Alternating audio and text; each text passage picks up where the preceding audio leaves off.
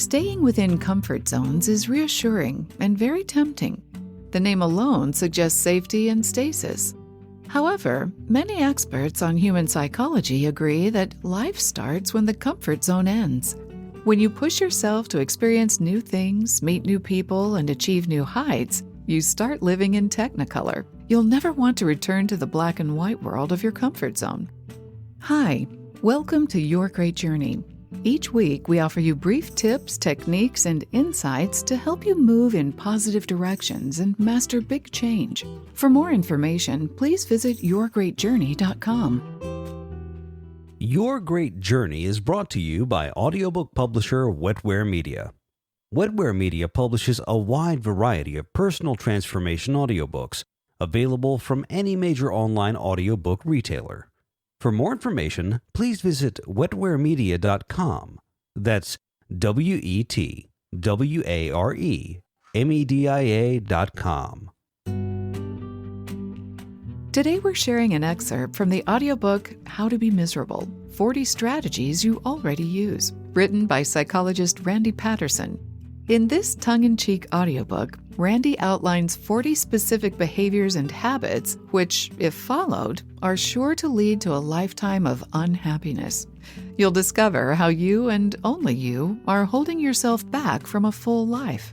On the other hand, if you do the opposite, you might just find yourself living a happy, fulfilled life.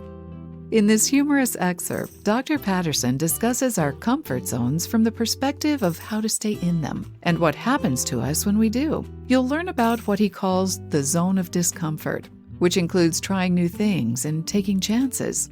This excerpt will inspire you to expand beyond your comfort zone and step into the wide-open world of new possibilities. Stay in your zone of comfort. If it hurts to do that, then don't do it. The logic is unassailable. If you are afraid of dogs, stay away from dogs. Et voila, the problem is solved. The only question is, does this strategy point the way toward happiness or misery? Answer: both. Short-term happiness and long-term misery. In this book, we are not striving for the cheap, momentary mood dip. We want full, resilient, lasting darkness. So an initial flicker of relief is nothing to worry about. Divide your life into two realms. First, the zone of comfort. This consists of places, roles, situations, and activities that feel familiar and relatively stress-free. Staying at home watching your favorite game show on television, taking the same route to the same mall to shop at the same stores, working at the same comfortable job, doing the same tasks the same way you have always done them, visiting the same restaurant and ordering the same thing, returning to the same vacation spot you visited a dozen times before, helping out in the background at your nephew's wedding. The second realm is the zone of discomfort. This is different for everyone. Turning off the television and going to the concert in the park by the band you're not sure you like. Taking an unfamiliar route or public transit to a part of the city you've never visited. At work, trying out new ways of doing old tasks and volunteering for projects you haven't done before. Finding a new restaurant and ordering something you've never had. Vacationing somewhere you've never been and doing things differently, like cycling, camping, or staying in hostels. Volunteering to give a toast at your nephew's wedding. Residing within your zone of comfort is warm, reassuring, and very tempting. But when you wake up one day from a nap, you will notice that your bookcase has shifted. This familiar room is shrinking millimeter by millimeter. Once, you felt fine visiting all but the busiest malls. Today, you can detect a flutter of anxiety in a convenience store. Once, your avoidance of crowds was a subtle preference. Now, it is an overwhelming need. Once, the thought of speaking up in a meeting was mildly concerning. Now, it provokes outright panic. The zone of comfort hides a secret. The longer you spend in it, the smaller it gets.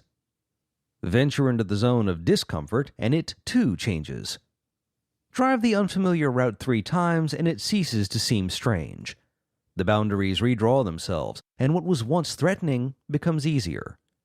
The zone of discomfort shrinks when you enter it.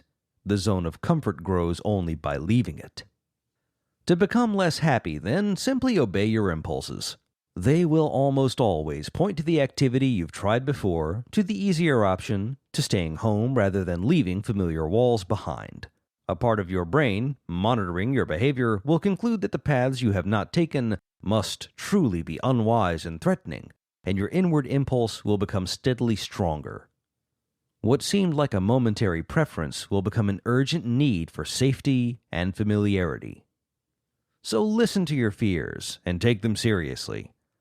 Avoid dogs, heights, crowds, enclosed spaces, travel, public speaking, romantic entanglements, airplanes, tests of your ability, medical appointments, job interviews, and all potential humiliations. Announce that you will be perfectly happy to dive into the pool as soon as you feel comfortable with the water. Then, settle back in your easy chair and wait for the necessary confidence to arrive. It never will, and you will maintain a smaller life forever.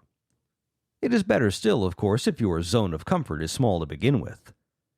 Therapists around the world have noticed the emergence of a cohort of young people, mostly males for reasons that remain obscure, who, socially anxious and unwilling to challenge their fears, never take flight and leave their parents' homes. We have created a world where such a life is possible and, at least for them, tolerable. They have the internet, they have video games, and often they have parents willing to serve as household staff and fund the retreat. These lost boys, as they are sometimes called, spend their lives in basement rooms waiting for their self-assurance to arrive. They have been told, often by the educational system, that without unshakable confidence and flawless self-esteem, they can no more leave home than they would without clothes. So they sit, listening for the doorbell, waiting in vain for their delivery. No one has told them, it seems, that confidence does not precede action, it follows. We feel comfortable in the water only once we have been paddling a while. The ungrounded, uncertain feeling is what we get when we leave the zone of comfort to do something new. It is not a signal to retreat, it is the sensation of one's life expanding. It's not too late to emulate the Lost Boys, no matter what your position in life might be. Simply turn down all challenges. Use your discomfort as your guide. Ignore all exhortations to make your fears your agenda. This is for people wishing a larger life, not a smaller one. The meaning of your shrinking life should be to create comfort and calm and to avoid stress, preferably 24 hours a day. The term for this strategy is lining one's coffin. Rather than engaging in real life with all of its messy emotions, conflicts, and disappointments, retreat into comfort. When your life knocks at the door, turn off the lights and hide behind the fridge as though you're avoiding an unwelcome religious representative. You'll feel better. For a while, anyway. Thanks for listening to this excerpt from the audiobook How to Be Miserable: 40 Strategies You Already Use.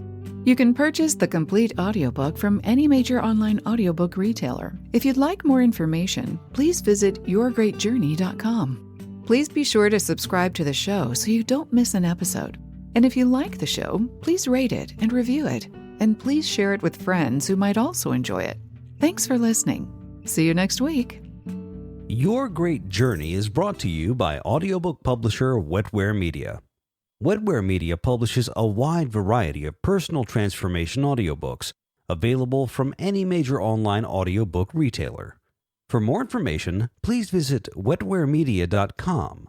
That's wetwaremedia.com.